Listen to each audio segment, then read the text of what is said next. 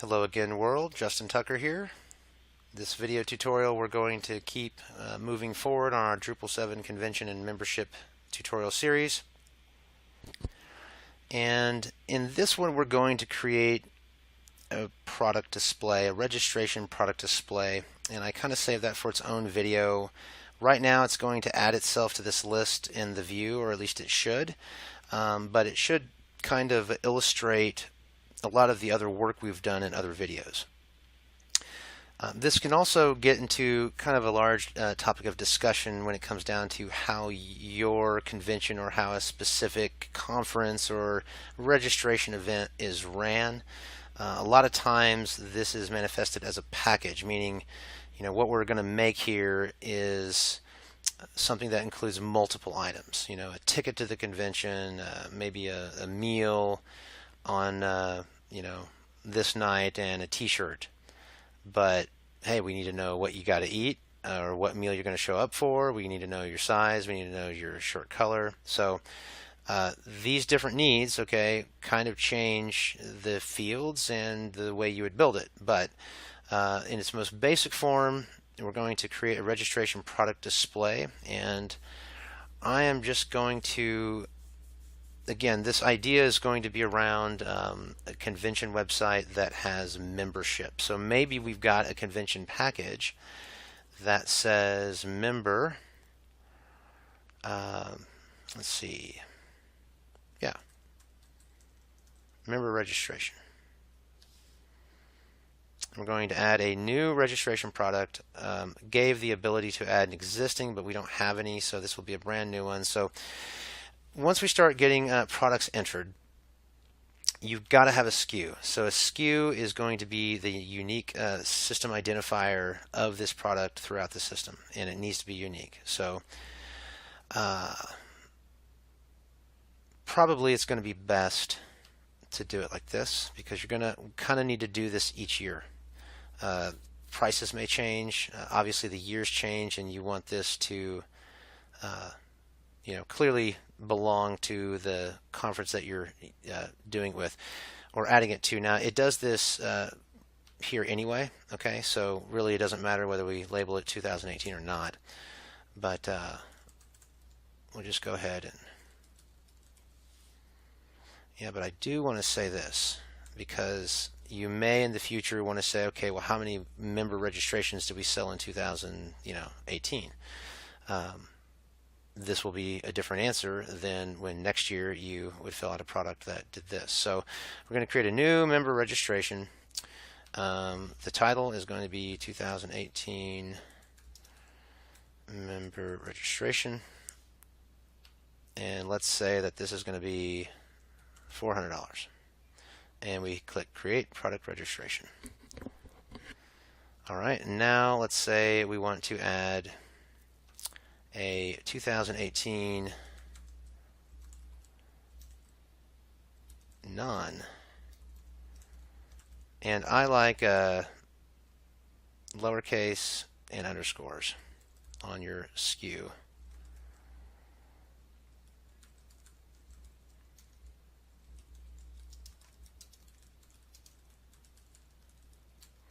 And let's say that this is an increased price of $500 if you're a non-member. And so again, we had another video about this where we talked about the product display is essentially a bucket that holds different products or different types of variations. So this is a way to go about it, and let's see what that looks like when we save this.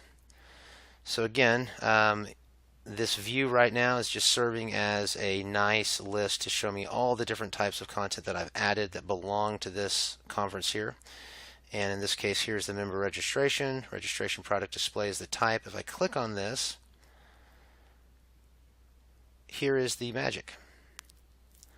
So if I'm a member, it knows that this is $400. Or I can choose non-member, and it changes to $500, which is what I just entered. But as you can see, just like the quantity field would be normally the only field the user could engage with, now we have these other fields we added, which again came from the other video when we added custom line item types of type registration. Here they are: first name, last name, contact number, email, display name. First name, last name, contact number, email, display name. So these fields actually have to get filled out if I want to add this product to the cart. Otherwise, it's going to error and say these are required. And so this is the beginnings of allowing the user to fill out a form that has specific information that relate to this ticket that belong to this conference. So let me do one thing real quick here and just turn this into a link so we can quickly go back and forth. Again, I understand this is all very raw and ugly, but we're just demonstrating the effect. So again, this understands it belongs to this conference. And there is our member registration, and we actually have two variations. Are you a member or non-member? And that changes it. So that is, again, a way to go about the different registrations to kind of expand on this idea further.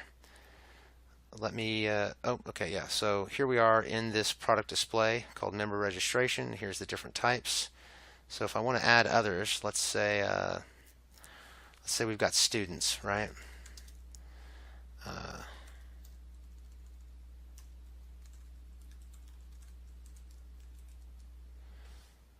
Just call this, 2018 member students. We'll say that they get a discount of 200.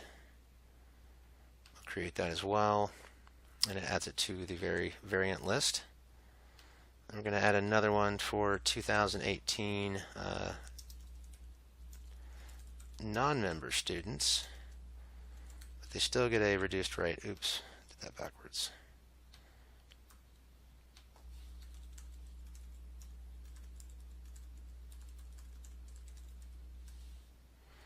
And let's see, we'll say it's 300 for them. And we'll create it.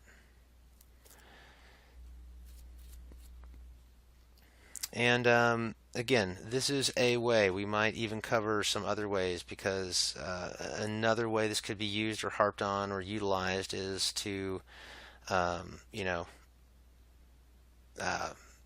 sorry, didn't mean to do that.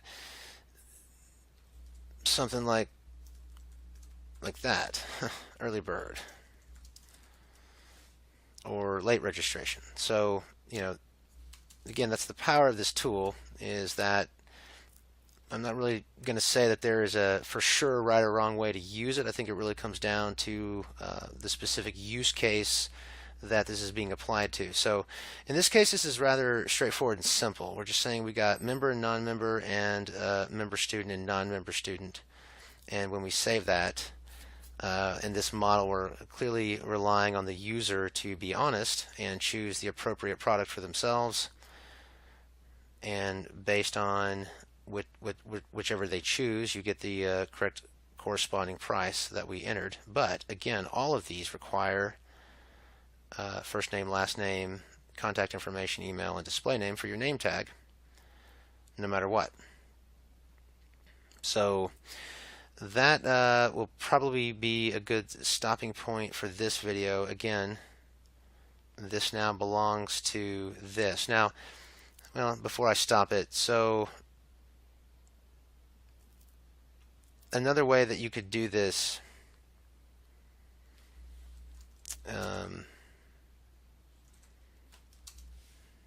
is like so, and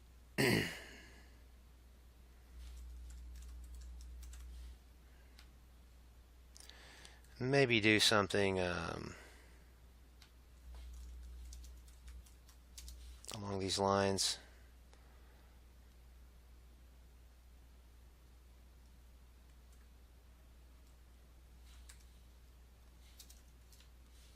Hopefully here in a second, after this grueling time watching me do this,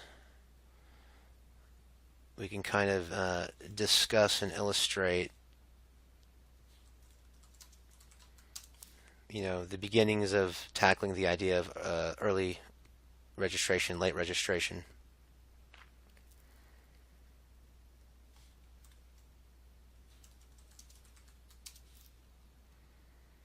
And again, there's a lot of different factors that go into that, depending on the use case and the company and the organization.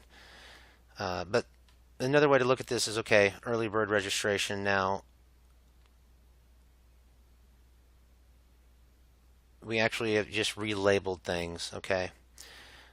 Something else that, okay, so actually I'm going to save that for the next video, is maybe just diving into a little video about adding in the basic mechanisms for early bird and late registration, and kind of the implications of that. So again, if you guys are enjoying this, please subscribe. If you have any comments, questions, or feedback, please reach out. Otherwise, I'll see you on the next video.